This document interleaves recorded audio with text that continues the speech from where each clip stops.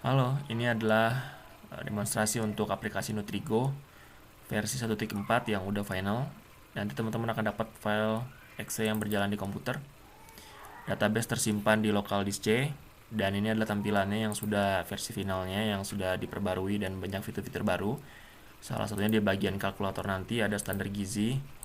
Di sini teman-teman akan dapat analisis kepatuhan gizi yang nanti bisa diatur di bagian pengaturan. Lalu nanti ada saran perbaikan juga. Kalau misalkan ada yang kurang, ada yang berlebihan, nanti akan dikasih saran perbaikan.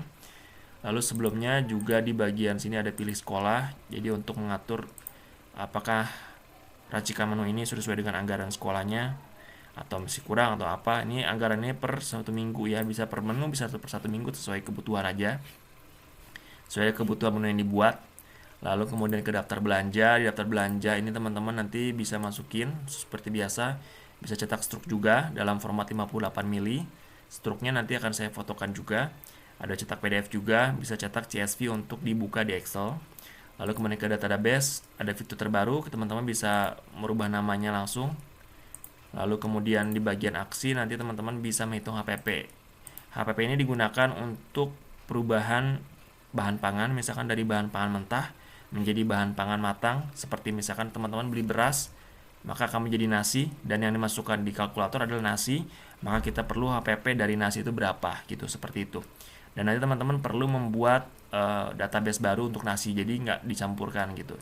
Jadi ada dua database, ada database beras, ada database untuk nasi gitu, seperti itu.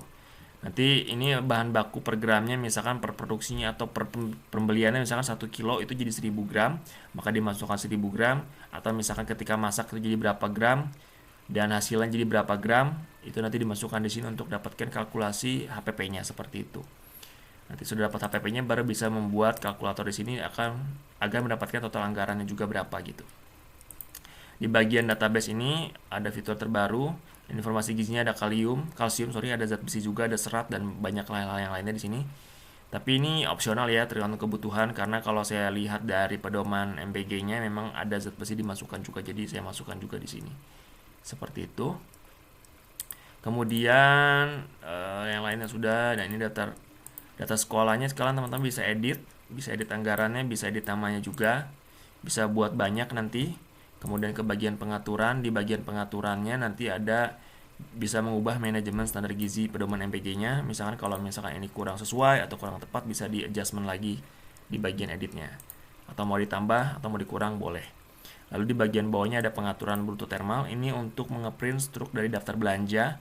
Jadi bisa langsung pilih printer Bluetooth yang terkoneksi, dan usahakan komputer atau laptop teman-teman support untuk Bluetooth ya. Seperti itu. Kemudian di bawahnya ada manajemen data.